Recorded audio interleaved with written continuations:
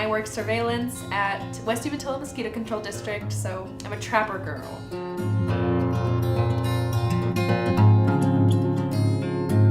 So every morning we get in our truck and we drive around the county setting mosquito traps. And as you've seen, like, they are a bucket that is attached to a motor with a net. And we bait the mosquitoes with dry ice because the CO2 is what attracts them. And then, so every other day we set those traps. We have 24 regular traps, and then most days we set between like 6 and 15 what we call pool traps, which are just kind of randomly placed throughout our district. And then on the other off days, we go and pick up all those traps, and then we bring them into the lab, where we have to let them freeze for 30 minutes, and then we sort them by species. We have about between 5 and 6 that we usually find, and then we have a few others that are a little bit more of a grab bag, but sometimes they come up.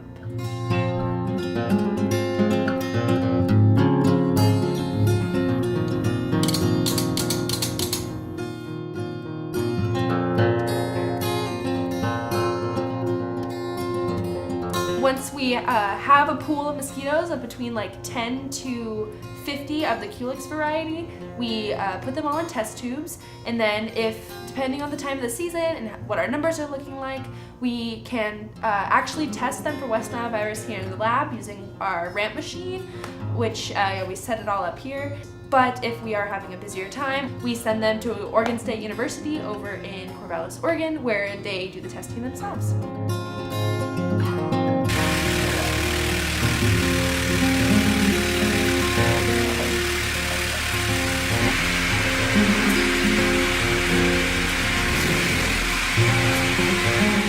So here in West Umatilla District, we have about 7 species that we usually find, and they can all be like issues, annoyances, bite you and you're itchy. But we have 2 that we find the most often that are actually carriers of the West Nile virus. So anything with like the Culex variety, it's called, we have Culex pipiens and Culex tarsalis. Those are the ones that we're really gunning to, in theory, one day like eradicate, get out of here, so that we no longer have West Nile virus here. We also have some Aedes variety, and they're called Aedes vexans for the most part. We also have some Aedes dorsalis, but those are not as, they may bite you, but they are not going to be carriers of West Nile virus. So, while of course we're always happy to come out and take care of any mosquito problem you may have, in the lab, what we're generally geared towards is disease eradication, generally towards the Culex variety.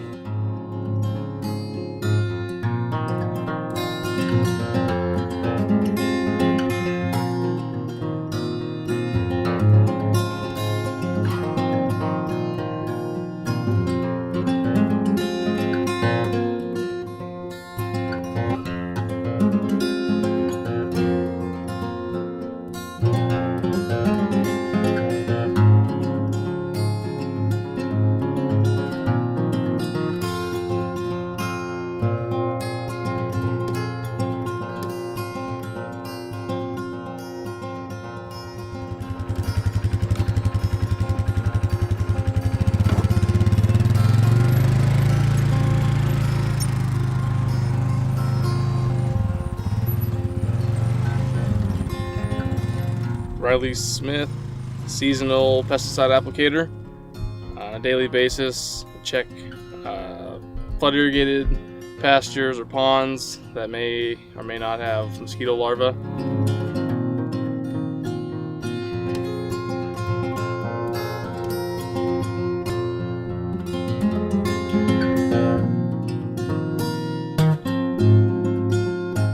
If they have some mosquito larvae, we'll spray a BTI is a bacteria that isolates in their stomachs and kills the larvae off so they don't hatch into adults.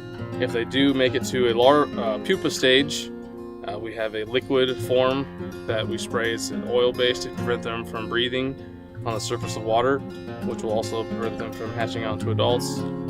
Worst case scenario, if we are unable to do both larviciding and pupaciding, we'll then adulticide for the adults that hatch off towards the evening.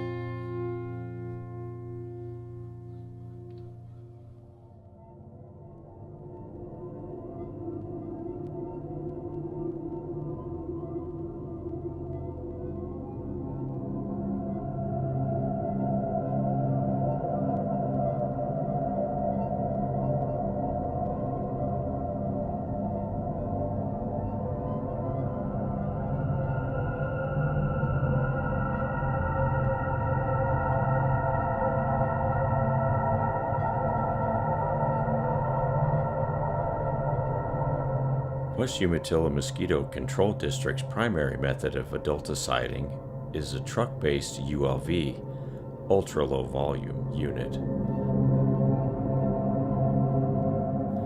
As mosquito numbers reach a treatment threshold, the district will consider ULV applications to reduce adult mosquito populations. By reducing the numbers of mosquitoes, the likelihood of coming into contact with adult mosquitoes diminish. More importantly, when disease is present, the likelihood for transmission is lowered. Adulticiding must be done during a temperature inversion.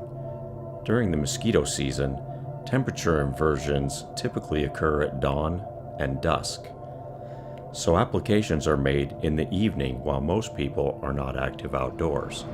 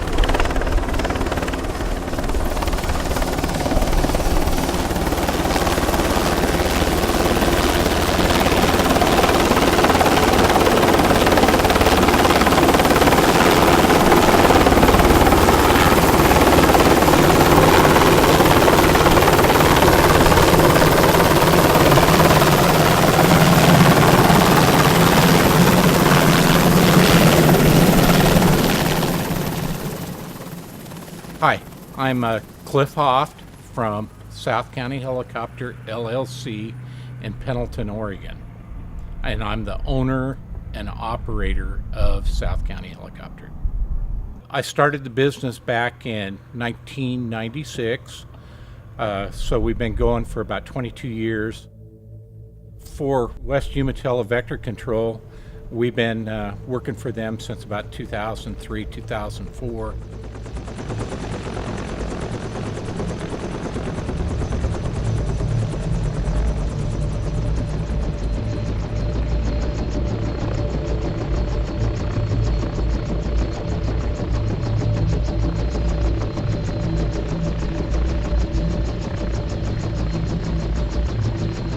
In order for us to equip the helicopters up to be able to do this kind of work, we had to put a hook on them.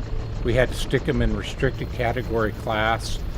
And then, of course, we had to buy a bucket, which we got from Isolair out of Portland, Oregon, makes the buckets. And then we also had to have a ULV system made up in order to do the trumpet in the spring, 3/4 ounce. So we had to have some specialized equipment to be able to do the mosquito control work.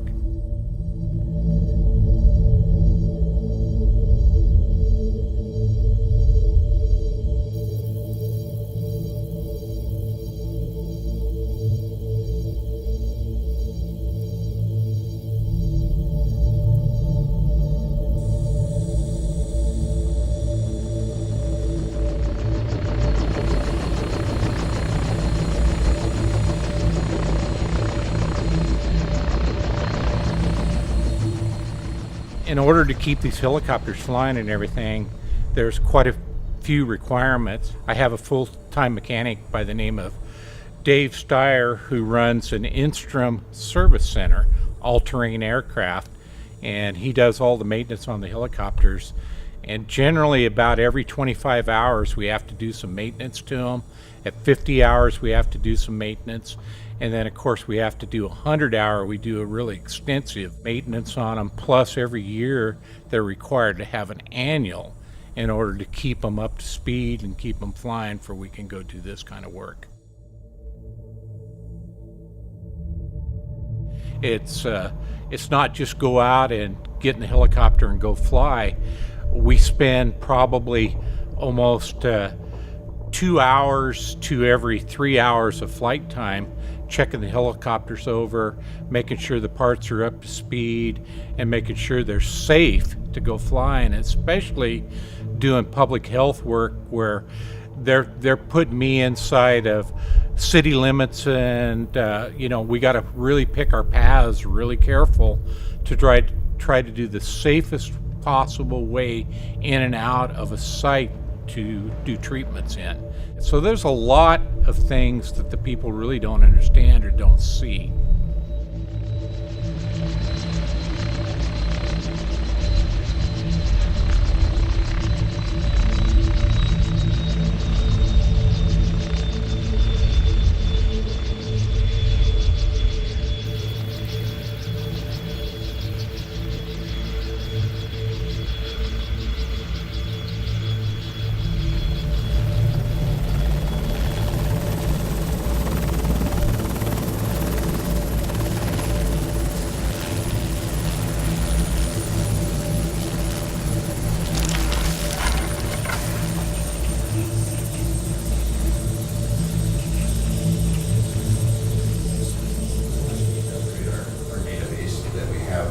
And I don't know that it's going to cost $20,000, but I just wanted that amount in there to have some money to play with to get that going. Our database is very important for regulatory reasons. We have to track exactly what we do, where we do it,